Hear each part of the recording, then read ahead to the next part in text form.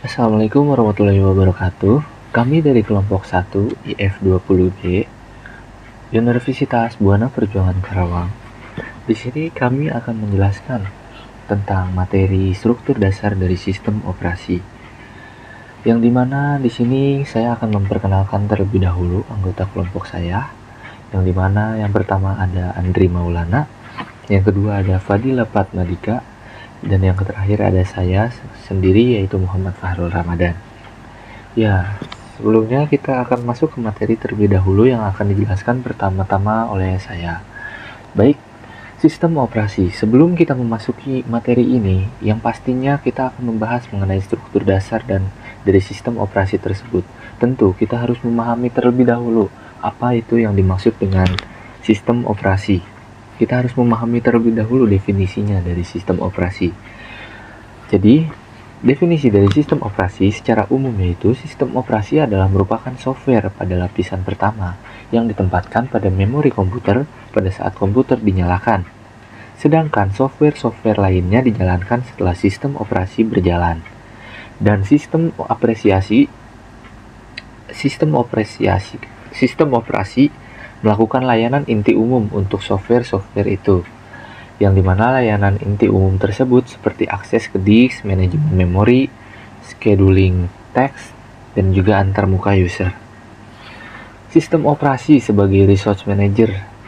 Jadi di sini ada juga penjelasan sistem operasi sebagai resource manager, yaitu yang dimana berperan sebagai pengelola seluruh sumber daya yang terdapat pada sistem komputer dan sebagai extended machine, yaitu menyediakan sekumpulan layanan ke pemakai sehingga memudahkan dan dapat mengamankan pengguna serta sekaligus pemanfaatan sumber daya sistem komputer. Lalu selanjutnya di sini ada prinsip dasar dari sistem operasi. Sistem operasi memiliki sebuah prinsip dasar, yang dimana prinsip dasar dari sebuah sistem operasi yaitu merupakan program dari sebuah komputer yang memiliki berbagai macam perintah atau komen dan bertugas sebagai sebuah jembatan antara pengertian dari manusia dengan pengertian dari komputer, sehingga komputer dapat bekerja dengan sesuai keinginannya. Lebih jauh daripada itu, sistem operasi melakukan semua tugas-tugas penting dalam komputer dan menjamin aplikasi-aplikasi yang berbeda dapat berjalan secara bersamaan dan juga lancar. Sistem operasi menjamin aplikasi software lainnya dapat menggunakan memori, melakukan input dan output terhadap peralatan lain dan memiliki akses kepada sistem file. Apabila beberapa aplikasi berjalan secara bersamaan, maka sistem operasi mengatur schedule yang tepat, sehingga sedapat mungkin semua proses yang berjalan mendapatkan waktu yang cukup untuk menggunakan prosesor atau CPU serta tidak saling mengganggu atau tidak saling bertabrakan nantinya. Ya, selanjutnya ada struktur dasar dari sistem operasi. Sistem operasi memiliki struktur datar yang dimana struktur dasar sistem operasi tersebut ada 5. Sistem operasi modern merupakan suatu sistem yang besar dan juga kompleks. Struktur sistem operasi merupakan komponen-komponen sistem operasi yang dihubungkan dan dibentuk di dalam kernel. Terdapat 5 struktur dasar yang digunakan atau untuk membuat serta mengembangkan sistem operasi, yaitu yang dimana yang pertama ada sistem monolitik, yang kedua ada sistem berlapis, yang ketiga ada sistem dengan mesin maya, yang keempat ada sistem dengan client server, dan yang terakhir ada sistem berorientasi pada objek. Ya baik, di sini saya akan menjelaskan tentang sistem monolitik serta kelebihannya setelah ini. Jadi deskripsi dari sistem monolitik sendiri yaitu merupakan sistem operasi sebagai sekumpulan prosedur yang dapat dipanggil oleh prosedur lain jika diperlukan. Prosedur ini terdapat di dalam kernel atau inti, menggunakan konsep kernel loadable modules guna pengembangan, pengujian, dan fleksibilitas sistem operasi. Yang kedua ada karakteristiknya. Karakteristik sistem monolitik, prosedur yang dapat saling dipanggil oleh prosedur lain di sistem bila diperlukan, dan kernel berisi semua layanan yang disediakan sistem operasi oleh pengguna. Inisialisasinya terbatas pada fungsional perangkat keras yang terbagi menjadi 2 bagian, yaitu kernel dan sistem program. Kernel terbagi menjadi serangkaian interface dan device driver dan menyediakan sistem file, penjadwalan CPU, manajemen memori, dan fungsi-fungsi sistem operasi lainnya yang terbentuk melalui sistem calls. Dan di sini juga ada contoh dari sistem operasi.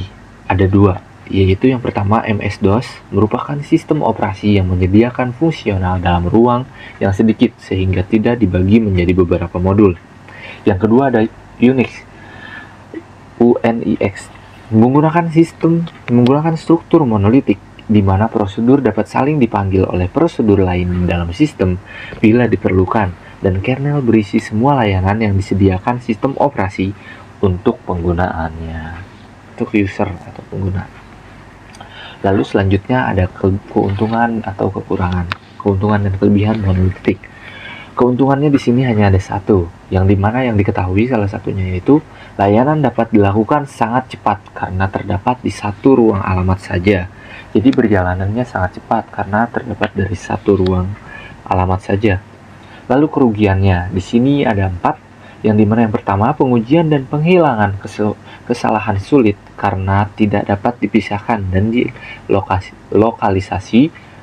Yang kedua ada sulit dalam menyediakan fasilitas pengamanan. Yang ketiga merupakan pemborosan bila setiap komputer harus menjalankan kernel monolitik sangat besar sementara sebenarnya tidak memerlukan seluruh layanan yang disediakan kernel. Yang ketiga yaitu tidak fleksibel. Dan yang terakhir, kesalahan pemrograman satu bagian dari kernel menyebabkan matinya seluruh sistem. Jadi apabila terjadi kesalahan pada satu sistem saja, satu bagian sistem kernel saja, akan berpengaruh bagi semuanya. Ya baik, selanjutnya akan dijelaskan oleh saudara Fadil Fatmadika. Pada waktu dan tempat, saya persilahkan. Sekian dari saya. Wassalamualaikum warahmatullahi wabarakatuh. Assalamualaikum warahmatullahi wabarakatuh. Saya Fadil Fatmadika akan melanjutkan materi yang telah dibacakan oleh Pak Harul. 2. Sistem berlapis. Deskripsi. Sistem operasi yang dibentuk secara hierarki berdasar lapisan-lapisan di mana lapisan bawah memberi layanan terhadap lapisan di atasnya. Karakteristik. Lapisan yang paling bawah adalah perangkat keras dan yang paling tertinggi adalah user interface. Sebuah lapisan adalah implementasi dari objek abstrak yang merupakan enkapsulasi dari data dan operasi yang bisa memanipulasi data tersebut. Struktur berlapis dimaksudkan untuk mengurangi kompleksitas rancangan dan implementasi sistem operasi. Tiap lapisan fungsional dan antarmuka masukan keluaran antara dua lapisan bersebelahan yang terdefinisi bagus. Lapisan pada sistem berlapis. Terdapat 6 lapisan pada sistem berlapis, yaitu lapisan 5, nama, the operator. Lapisan 4, user program. Lapisan 3, I/O management. Lapisan 2, operator perangkat communication. Lapisan 1, memory and RAM management. Lapisan 0, processor allocation and multiprogramming. Fungsi. Lapis 5, pemakai operator. Lapis 4, aplikasi program pemakai. Lapis 3, menyederhanakan akses I/O pada level atas. Lapis 2, mengatur komunikasi antar proses. Lapis 1, mengatur alokasi ruang memori atau drum magnetik. Lapis 0, mengatur alokasi pemroses dan switching multiprogramming dan pengatur proses. Contoh, sistem operasi yang dibuat oleh Dijkstra dan mahasiswanya, serta sistem operasi Multic. Keuntungan dan kekurangannya. Keuntungannya yaitu memiliki semua keunggulan rancangan modular, yaitu sistem dibagi menjadi beberapa modul dan tiap modul dirancang secara independen. Tiap lapisan dapat dirancang, dikode, dan diuji secara independen. Pendekatan berlapis menyederhanakan rancangan dan spesifikasi dan implementasi sistem operasi. Kekurangannya yaitu fungsi-fungsi sistem operasi harus diberikan ke tiap lapisan secara hati-hati. 3. Sistem mesin maya. Deskripsi. Sistem operasi yang melakukan simulasi mesin nyata yang memberikan fleksibilitas tinggi dan memungkinkan sistem operasi yang berbeda dapat dijalankan pada mesin komputer tersebut, atau dapat juga disebut operating system emulator. Karakteristik. Mesin maya mempunyai sistem tim sharing yang berfungsi untuk menyediakan kemampuan untuk multiprogramming dan perluasan mesin dengan antarmuka yang lebih mudah. Contoh sistem operasi Windows NT Linux dengan Dosemu. Kekurangan dan kelebihannya yaitu kelebihannya pengembangan sistem dikerjakan pada mesin virtual, termasuk di dalamnya mesin fisik dan tidak mengganggu operasi sistem yang normal. Kekurangannya yaitu konsep mesin virtual sangat sulit untuk mengimplementasikan kebutuhan dan duplikasi yang tepat pada mesin yang sebenarnya. Sekian dari saya, materi selanjutnya akan dibawakan oleh Andri Maulana. Assalamualaikum warahmatullahi wabarakatuh. Halo, Assalamualaikum warahmatullahi wabarakatuh. Perkenalkan, nama saya Andri Maulana. Di sini saya akan melanjutkan penjelasan dari Saudara Fadil ya, tentang struktur dasar dari sistem operasi. Dan untuk ini saya akan menjelaskan dari bagian keempat, yaitu sistem klien dari sisi server. Klien dan server maksudnya. Jadi sistem operasi yang dibagi fungsinya menjadi proses yang menyediakan layanan dari sisi server dan memproses yang memerlukan atau meminta layanan atau request dari sisi klien di dalam memproses sebuah data. Nah, proses klien yang memerlukan layanan mengirim pesan ke server dan menanti sebuah pesan jawaban atau respon. Lalu proses server setelah melakukan tugas yang diminta atau request yang diminta oleh klien akan mengirim hasil dalam bentuk pesan jawaban atau responnya ke proses sisi klien. Server hanya menanggapi permintaan klien dan tidak memulai dengan percakapan dengan klien. Kode dapat diangkat ke level lebih tinggi sehingga kernel dibuat sekecil mungkin dan semua tugas diangkat ke bagian proses pemakai. Kernel hanya mengatur komunikasi antara klien dan sisi server. Kernel yang ini populer dengan sebutan mikrokernel. Nah, biasanya dari sistem operasi yang menggunakan sisi klien dan server ini biasanya untuk sistem operasi server biasanya. Dan contohnya yaitu kayak Windows 2000 server dan Linux. Kebanyakan menggunakan sistem ini.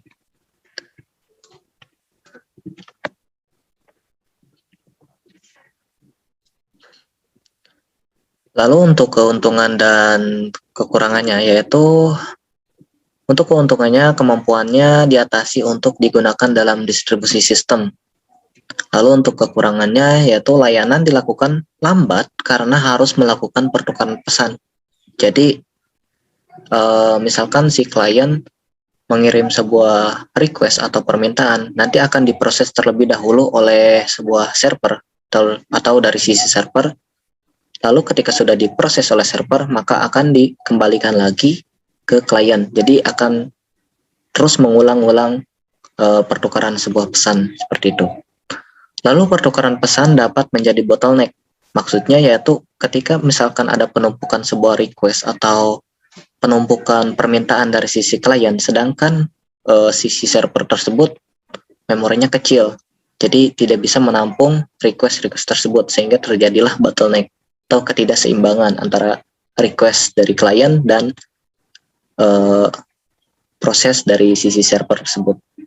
Lalu tidak semua tugas dapat dijalankan di tingkat pemakai, seperti itu. Lalu untuk selanjutnya yaitu sistem berorientasi objek. Sistem operasi ini merealisasikan layanan sebagai kumpulan proses dan terstruktur serta memisahkan layanan yang disediakan dan implementasinya. Pada sistem yang berorientasi objek, layanan diimplementasikan sebagai kumpulan objek. Objek yang mengkapsulkan struktur data dan sekumpulan operasi pada struktur data itu. Tiap objek diberi tipe yang menandai properti objek seperti proses, directory, berkas, dan sebagainya. Dengan memanggil operasi yang didefinisikan di objek, data yang dikapsulkan dapat diakses dan dimodifikasi. Model ini sungguh terstruktur dan memisahkan antara layanan yang disediakan dan implementasinya. Untuk sistem operasi yang menggunakan sistem ini yaitu Amoeba, Eden, Xkernel, dan Windows NT. Untuk keuntungan dan kelebihannya yaitu pertama, terstruktur dan memisahkan antara layanan yang disediakan dan implementasinya. Jadi akan sedikit mudah ketika ada maintenance atau trouble, karena ya sistem ini ya sedikit lebih terstruktur dalam pembangunannya. Lalu untuk kerugiannya atau kekurangannya, sistem operasi ini tidak semua sistem operasi ya untuk mengadopsi beberapa sistem berorientasi objek ini. Ya, jadi seperti itulah untuk kekurangannya. Oke, mungkin itu saja ya yang bisa saya sampaikan. Kurang lebihnya saya mohon maaf.